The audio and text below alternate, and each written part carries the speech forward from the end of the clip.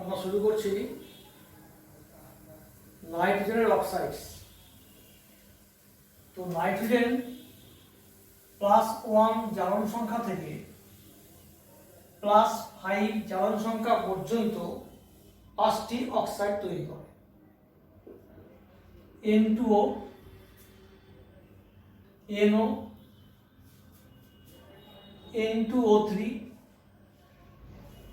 NO2, N2O5। এটা +5, +4, +3, +2, এটা +1। এই 5টা অক্সাইড ফর্ম করে নাইট্রোজেন। এর মধ্যে নাইট্রাস অক্সাইড, নাইট্রিক অক্সাইড এবং নাইট্রোজেন ডাইঅক্সাইড, এটা আমাদের বিশেষ করে ভালো করে পড়তে হবে।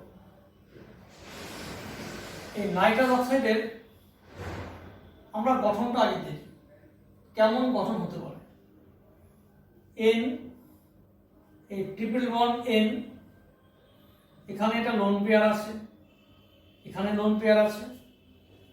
অক্সিজেন আউটার মোস্টে 6টা ইলেকট্রন আছে, এটা ডাউন করতে পারে।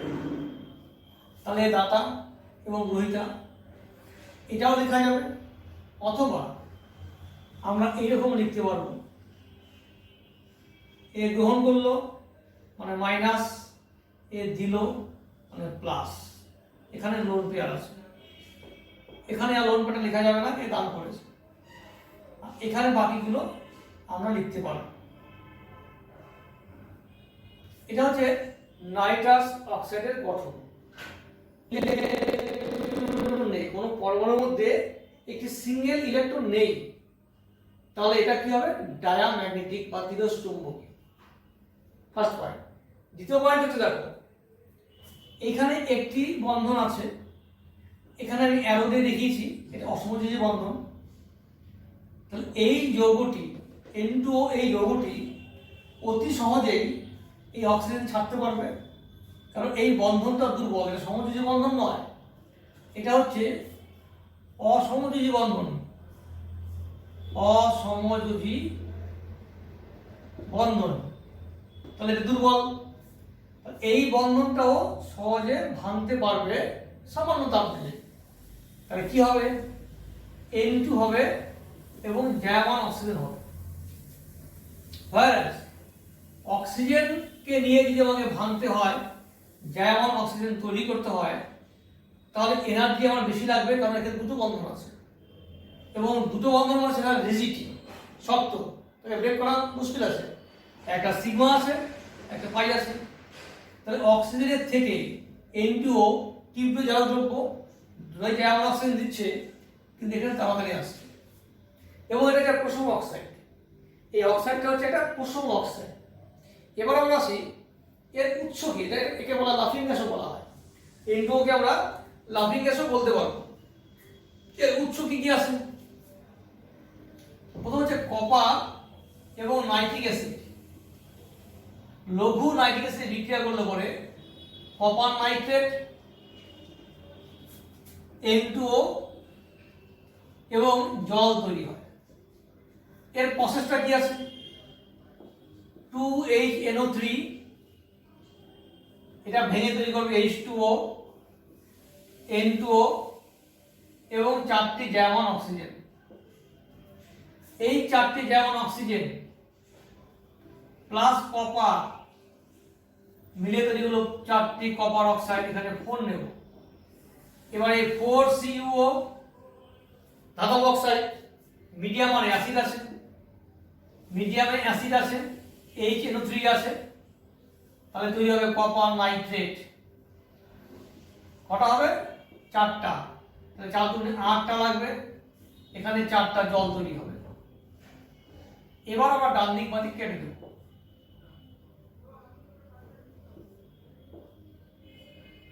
দিয়ে এইদিকে যোগ করব, এইদিকে যোগ করে দেব, কমপ্লিট রিঅ্যাকশন হয়ে গেল।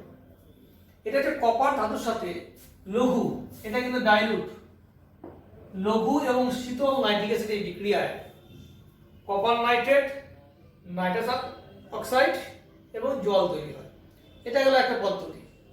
আরেকটি হচ্ছে অ্যামোনিয়াম নাইট্রেট লবণকে, অ্যামোনিয়াম নাইট্রেট, এই NH4 NO3 এই লবণকে শুধু তাপ দিলেই N2O এবং জল পাওয়া যাবে। এটা আরেকটা প্রসেস। এই দুটো পদ্ধতি হচ্ছে মেইন পদ্ধতি। এবার আমরা আসি এর আরেকটা রিয়াকশনে আসি যে N2O এর সাথে অ্যামাইডের কি বিক্রিয়া হতে পারে। N2O এবং অ্যামাইড, সরি অ্যামাইড তো না, অ্যাজাইড, অ্যাজাইড তৈরি হবে অ্যামাইড থেকে, sorry NaNH2 NaNH2 sodium amide, sodamide এটাকে বলছি সোডামাইড, তার সাথে N2O এর বিক্রিয়ায় কি হবে NaN3, এই NaN3 আর একটা হলো H2। এবার এই যৌগটা কোথায় পাবো?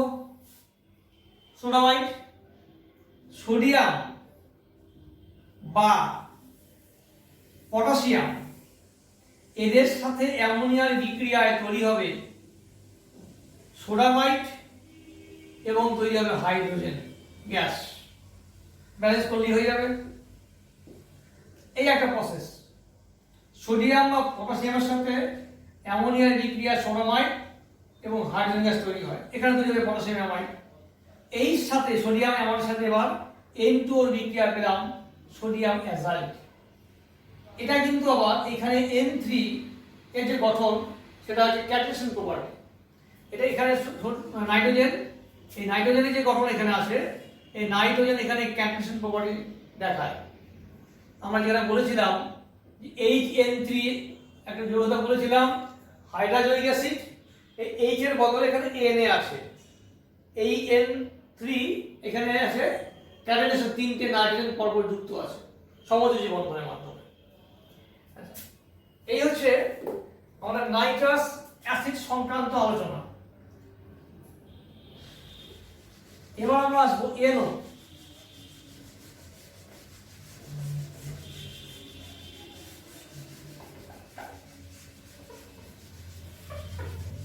এবার আসবো NO, যেখানে নাইট্রোজেন আয়ন হচ্ছে +2। NO হচ্ছে একটা প্রসম অক্সাইড, NO একটা প্রসম অক্সাইড, কিন্তু এটা এর যে গঠন সেটা আমরা দেখি। এই ডাবল বন্ড ইলেকট্রন আছে এখানে, এই ইলেকট্রন, এই অক্সিজেন,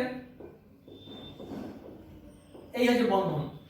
তাহলে একটি ইলেকট্রন এখানে একক ইলেকট্রন আছে, তাহলে এটা পরাচৌম্বকীয়, প্যারাম্যাগনেটিক। এটাও হতে পারে।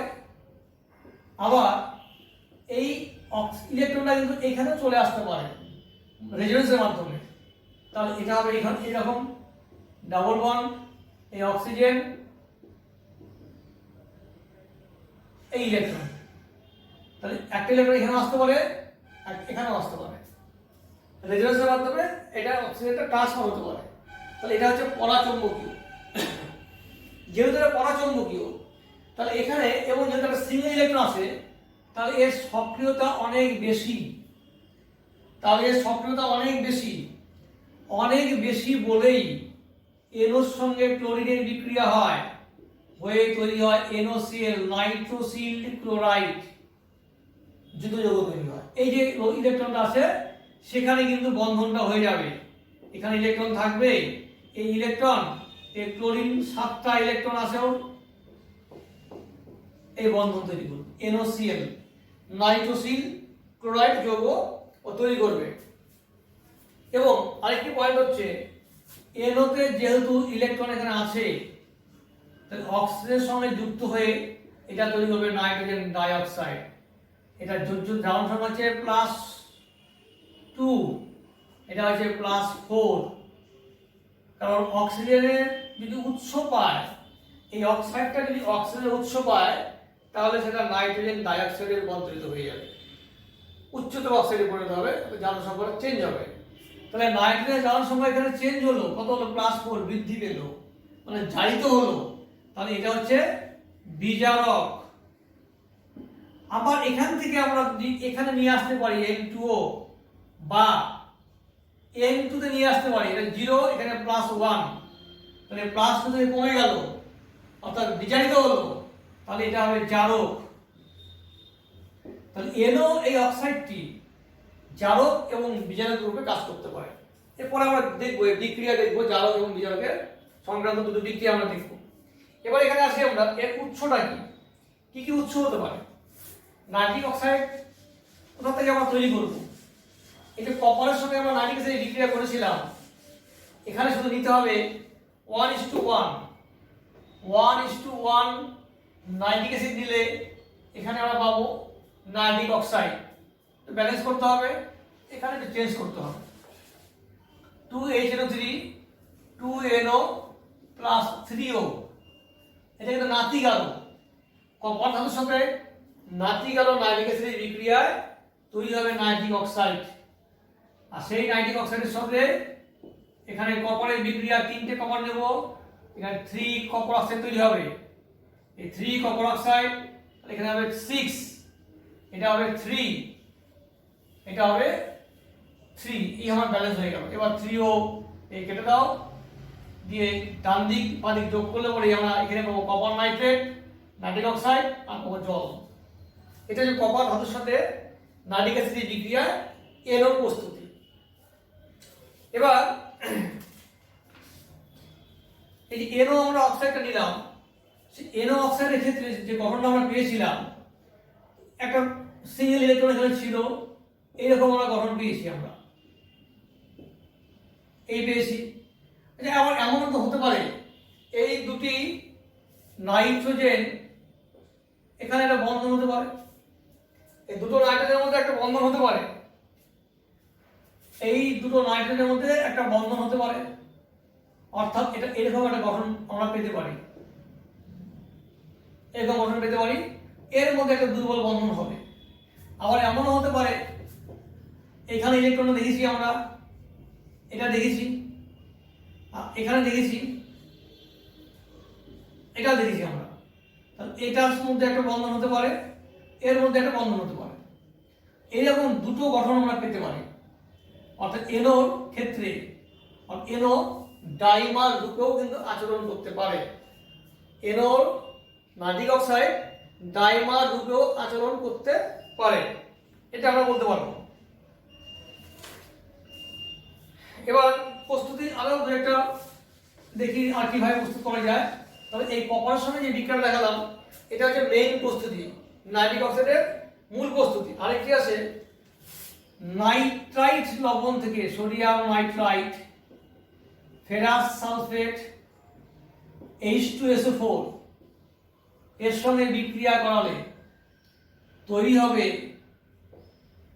Ferric sulphate Fe2SO4 whole thrice, ferric sulphate তৈরি হবে, ফেরিক সালফেট তৈরি হবে সোডিয়াম বাইসালফেট আর NO আর হবে জল। এটা ব্যালেন্স করতে হবে। নাইট্রাইট লবণের সাথে ফেরাস সালফেট এবং অ্যাসিডিক বিক্রিয়ায় তৈরি হবে ferric sulphate, sodium bisulphate, NO এবং H2O। দেখো এখানে NO2, এখানে কিন্তু জারণ সংখ্যা হচ্ছে +3, সোডিয়াম নাইট্রাইটে এদের জারণ সংখ্যা হচ্ছে +3, এটা হচ্ছে +2, তাহলে এটা কমে গেল। ফেরাসের ক্ষেত্রে এটা +2, ফেরিকের ক্ষেত্রে +3, এটা বেড়ে গেল। তার মানে বিক্রিয়া ঠিক আছে। আমরা জানি কোনো রাসায়নিক বিক্রিয়ায় যদি জারণ সংখ্যার পরিবর্তন হয়, তাহলে একটি জারণ সংখ্যা বৃদ্ধি পাবে আর একটি হ্রাস পাবে। তাহলে আমার ঠিক আছে, এবার ব্যালেন্স করতে হবে। তাহলে কমপ্লিট বিক্রিয়া আমার হয়ে গেল।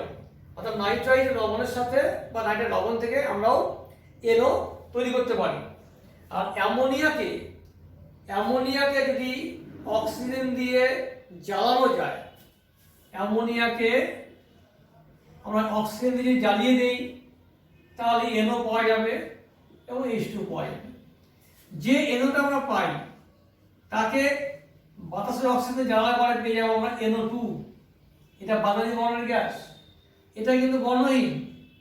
তো এই গ্যাসটা যে NO কিনা তা প্রমাণ করার জন্য এই গ্যাসের মধ্যে যদি অক্সিজেন যোগ করি, যদি বাতাসি বর্ণ হয়ে যায়, তাহলে বলতে পারবো এটা নাইট্রিক অক্সাইড।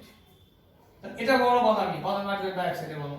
এটা একটা পরীক্ষামূলক প্রমাণ আর কি, যে কোনো গ্যাস এনো কিনা বাদামি বর্ণের যদি হয়।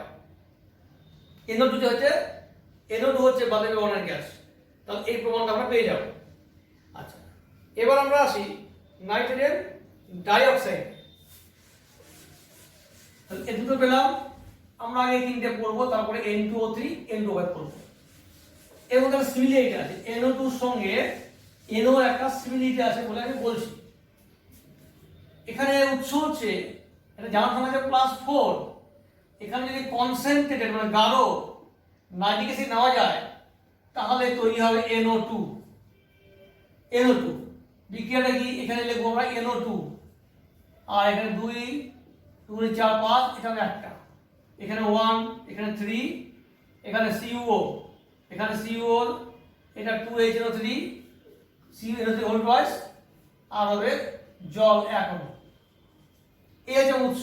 তো কি লিখবো এখানে, কপার প্লাস 2H4HNO3,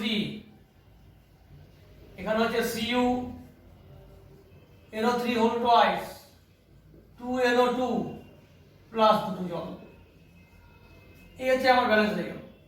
কপার ধাতুর সাথে গাঢ় নাইট্রিক অ্যাসিডের বিক্রিয়ায় তৈরি হবে কপার নাইট্রেট এবং নাইট্রোজেন ডাইঅক্সাইড। এটা হলো মূল প্রস্তুতি একটা। আরেকটি হচ্ছে lead nitrate PbNO3 whole twice, একে তাপ দিলে হয় PbO NO2 এবং অক্সিজেন, ব্যালেন্স করতে হবে। এই একটা বিক্রিয়া আছে। লেড নাইট্রেটকে তাপ দিলেও আমরা পাবো হচ্ছে PbO NO2 এবং অক্সিজেন। NO2 জলীয় দ্রবণ, এবার এই বিক্রিয়াতে আসছি আমরা। NO2 জলীয় দ্রবণের মধ্যে কি পাওয়া যাবে, জল দিলাম, পাওয়া যাবে হচ্ছে HNO3 আর পাওয়া যাবে HNO2। মিশ্র অ্যাসিড তৈরি করলো, নাইট্রোজেন ডাইঅক্সাইডের জলীয় দ্রবণ দুটো অ্যাসিড তৈরি করলো, নাইট্রিক অ্যাসিড এবং নাইট্রিক অ্যাসিড। এই জন্য একে বলা হয় মিশ্র অ্যানহাইড্রাইড। এই যে NO2 কে বলা হয় মিশ্র অ্যানহাইড্রাইড। তখন আমরা NO2 কে এভাবে লিখি না, আমরা লিখি তখন N2O4।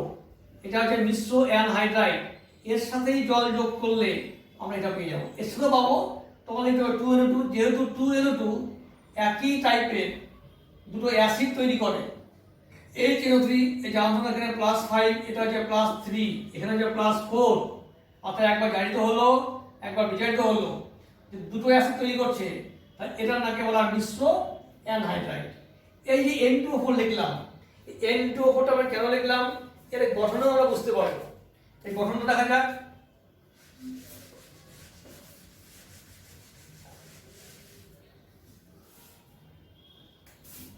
এই হচ্ছে নাইট্রোজেন, এই ডাবল বন্ড ও, এখানে একটা ইলেকট্রন ছিল, এখানে দুটো ইলেকট্রন আছে, এখানে দুটো ইলেকট্রন আছে, এখানে।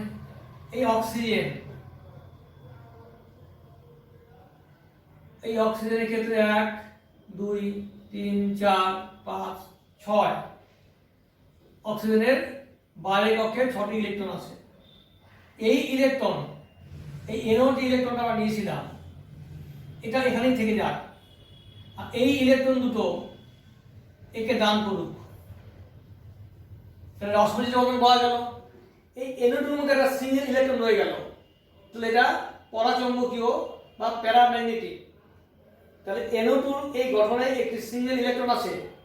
তো অনেক সময় আমরা লিখি হবে N ডাবল বন্ড ও, এখানে বন্ড দিয়ে এই যেহেতু ইলেকট্রন জোড়া দিয়ে দিল সেটা প্লাস, কিন্তু একটি ইলেকট্রন ডট আছে, ইলেকট্রন আছে, আর এখানে যা ছিল তাই থাকবে। এই তো এ দান করেছে, এই দাতা, এই প্লাস হয়েছে, এই নিয়েছে, এই গ্রহিতা, তাই মাইনাস হয়েছে। এটাও হচ্ছে NO2 আরেকটি গঠন, এটা হচ্ছে NO2 আরেকটি গঠন, কিন্তু এখানে একটা ইলেকট্রন রয়ে গেছে। এবার সেই ইলেকট্রনটার সঙ্গে আরেকটি NO2 বন্ড হতে পারে, দেখা যাক। আমরা একটু ঘুরিয়ে লিখি এটাকে, এই প্লাসটাকে আমরা নিচে লিখি, এখানে নিয়ে আসি এটাকে।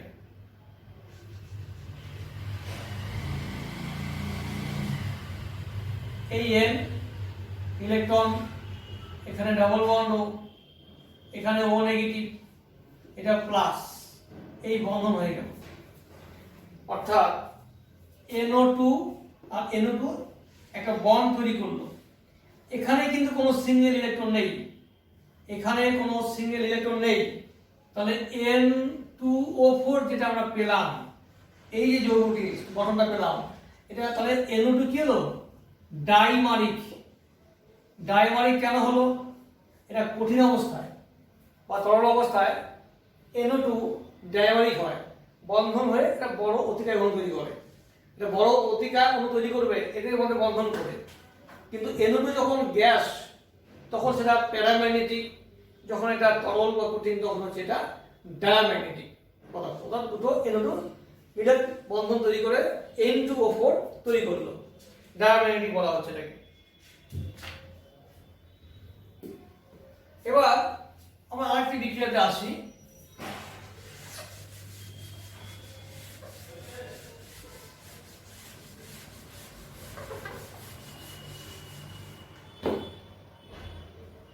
তাহলে NO2-র মধ্যে একটি কিন্তু সিঙ্গেল ইলেকট্রন আছে। আমরা দেখি যে ইলেকট্রনটা রয়ে গেছে, একটা ইলেকট্রন, এই ইলেকট্রনটা রয়ে গেছে, তার মানে এটার সঙ্গে কারো বন্ধন হতে পারে। যদি একটু যোগ করে দিই আমরা, তাহলে কি হবে সেটা?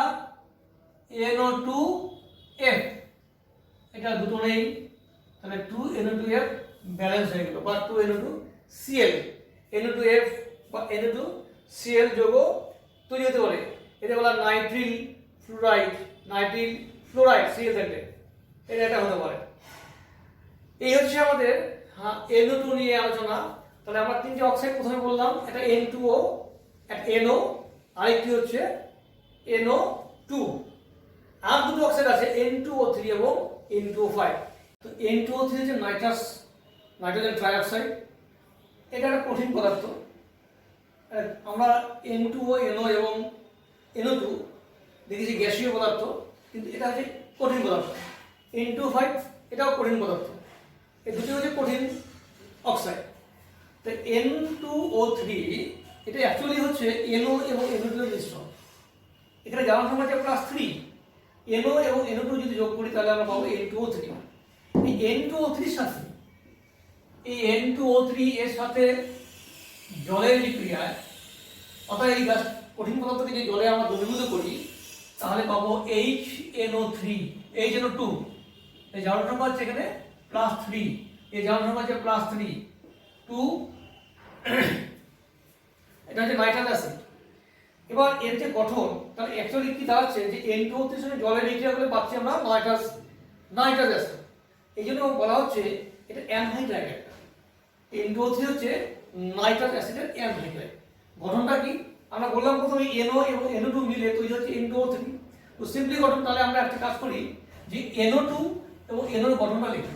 শুধু মনে রাখার জন্য আমরা মনে রাখার জন্য এই NO এর গঠন লিখলাম আর NO2 এর গঠন লিখলাম, এই দুটো ইলেকট্রন এখানে যোগ করে দিই। এই হচ্ছে আমাদের গঠন। এবার এখানে তো লোন পেয়ার আছে, এই জায়গায় লোন পেয়ার আছে, তাহলে কি হচ্ছে? এটা আবার রেজোনেন্স হচ্ছে। তাহলে N2O3 হচ্ছে একটা রেজোনেটিং গঠন আমরা পাবো, O মাইনাস, এখানে ডাবল বন্ড O, এটা প্লাস থাকবে, বন্ড ডাবল বন্ড O, এখানে লোন পেয়ার থাকবে। তাহলে N2O3 এই দুটো রেজোনেন্স গঠন পাচ্ছি N2O3 আমরা। এবার আমরা আসি N2O5। N2O5 টা কি হবে?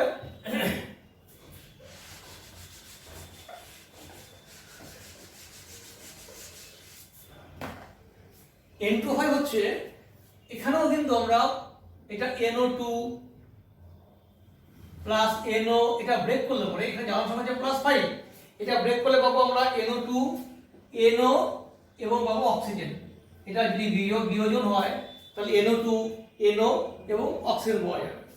এই N2O5 এটাও কিন্তু আবার এটা অ্যানহাইড্রাইড বলতে পারবো আমরা।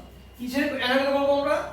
যে HNO3 নাইট্রিক অ্যাসিডের সাথে যদি P4O10 অর্থাৎ ফসফরাস পেন্টক্সাইডে বিক্রিয়া করানো যায়, এই ফসফরাস পেন্টক্সাইড এখান থেকে জলটাকে বের করে নেবে, জলটাকে বের করে নিয়ে তৈরি করবে N2O5 এবং HPO3 মেটা ফসফরিক অ্যাসিড তৈরি করবে। তাহলে 2 নিয়ে এখানে ব্যালেন্স করতে হবে। এখানে পাবো 4টা হাইড্রোজেন, তাহলে এখানে 4 নিতে হবে, 2 হবে না। তাহলে 4HPO3 P4 আছে 3 4 12 10 3 4 12 10, এখানে 2 নিতে হবে। এই আমাদের ব্যালেন্স হয়ে গেল। তাহলে HNO3 এর সঙ্গে P4O10 দ্যাট ইজ P2O5 এই বিক্রিয়া করলে এখান থেকে জল বেরিয়ে যাবে। সেই জলটা গ্রুপের সঙ্গে, তাহলে এটাকে বলা হচ্ছে এই যে P4O10, এই P4O10 এবং নাইট্রিক অ্যাসিড, এই নাইট্রিক অ্যাসিডে জল বেরোচ্ছে, তাই এটা হচ্ছে একটা অ্যানহাইড্রাইড। আমরা বলবো এটা হচ্ছে P4O10 বা P2O5 এর অ্যানহাইড্রাইড বলা হচ্ছে N2O5 কে। এবং এর যে গঠন, এই গঠনটা কি? খুব সিম্পলি গঠন আছে। আমরা এইভাবে ভাববো আগে, এই মাইনাস এটা প্লাস, এখানেও ভাবছি এই মাইনাস এটা প্লাস, এখানে ইলেকট্রন আছে, এখানে অক্সিজেন নেই, অক্সিজেনে 6টা ইলেকট্রন আছে, এই একটা বন্ধন, এই একটা বন্ধন হয়ে গেল। তাই ব্যাপারটা দাঁড়ালো হচ্ছে যে N2 আর 5টা অক্সিজেন, তো N2O5 এর গঠন পেলাম আমরা। এটাও কিন্তু একটা তীব্র জারক দ্রব্য। কারণ আমরা প্রথমে দেখলাম এটা ব্রেক করলে এই অক্সিজেন পাচ্ছি আমরা। তাহলে জারক দ্রব্য, জারক সংখ্যা কত? +5। এবং +5 বলে যে এটা তৈরি হচ্ছে কোত্থেকে? HNO3 থেকে। জারক সংখ্যা কত? +5। তাহলে নাইট্রিক অ্যাসিড হচ্ছে একটা তীব্র জারক দ্রব্য, দ্যাট ইজ N2O5 একটা তীব্র জারক দ্রব্য হবে। এটাও একটা তীব্র জারক দ্রব্য, যেহেতু জারক সংখ্যাটা +5, এটা সর্বোচ্চ জারক সংখ্যা নাইট্রোজেনের, এর থেকে বেশি জারক সংখ্যা পাওয়া যায় না। তাহলে এই যে গঠনটা আমরা পেলাম N2O5 এর গঠন, এটাও একটা রেজোন্যান্স হাইব্রিড হয়। কেমন? এই নেগেটিভ দিয়ে দিল, এই চলে গেল, এই নেগেটিভ দিয়ে দিল, এখানে নেগেটিভ এলো, তার মানে দাঁড়ালো N, এটা double single bond O minus, double bond O, এটা plus, oxygen N, double bond O negative. এই হচ্ছে N2O5 এর আরেকটি রেজোন্যান্স গঠন। তাহলে দুটো রেজোন্যান্স গঠন আমরা পাচ্ছি, বা এটা একটা রেজোন্যান্স হাইব্রিড আমরা পাবো। তাহলে এই দুটো গঠনের মধ্যে একটা রেজোন্যান্স হাইব্রিড পাওয়া যাবে। এবং এটার উৎস কিন্তু মনে রাখতে হবে নাইট্রিক অ্যাসিড। নাইট্রিক অ্যাসিডের সঙ্গে যদি আমরা P2O5 বা P4O10 এর বিক্রিয়া করি, তাহলে পেয়ে যাচ্ছি N2O5। এটাও কিন্তু একটা কঠিন পদার্থ, এবং কঠিন অবস্থায় এটা NO2 প্লাস এবং NO3 মাইনাস রূপে অবস্থান করে। NO2 প্লাস মানে নাইট্রোনিয়াম আয়ন এবং নাইট্রেট আয়ন, দুটো আয়ন একসঙ্গে থেকে আমরা N2O5 তৈরি করছে এখানে। এটা একটা অম্লধর্মী বর্ণহীন পদার্থ। এটাও একটা অম্লধর্মী, কারণ যেহেতু এটা এর সঙ্গে যদি আমরা জলের বিক্রিয়া করাই, N2O5 এর সঙ্গে জলের বিক্রিয়া করার পরে আমরা পাবো হচ্ছে HNO3। এখানে আমরা HNO3 পেয়ে যাব। তাহলে এটা এই অক্সাইডটা একটা আম্লিক অক্সাইড, অম্লধর্মী অক্সাইড। আর আমরা জানি যে অধাতব অক্সাইড যেগুলো আছে সবই অম্লধর্মী হয়। তাহলে এই হচ্ছে আমাদের N2O থেকে শুরু করে N2O5 এর এই অক্সাইডগুলোর আকৃতি, মানে এদের যে গঠন, মানে রেজোন্যান্স হাইব্রিড আছে কিনা সেটা এখানে আলোচনা করলাম। এবং এখানে একটা ইম্পর্টেন্ট জায়গা আছে, সেটা হচ্ছে NO। এই অক্সাইডগুলোর মধ্যে NO এই অক্সাইডটা আছে, এটা +2 আছে, এখানে +2 জারণ সংখ্যা। এই অক্সাইডটি কিন্তু জারক এবং বিজারক রূপে কাজ করে। কেন জারক রূপে কাজ করবে? যে NO2 থেকে আমরা NO থেকে আমরা NO2 এখানে আসতে পারি, N2O5 এ আসতে পারি, অর্থাৎ জারণ সংখ্যা বৃদ্ধি হতে পারে, অর্থাৎ এটা জারিত হতে পারে, অর্থাৎ নিজে বিজারক রূপে কাজ করতে পারে।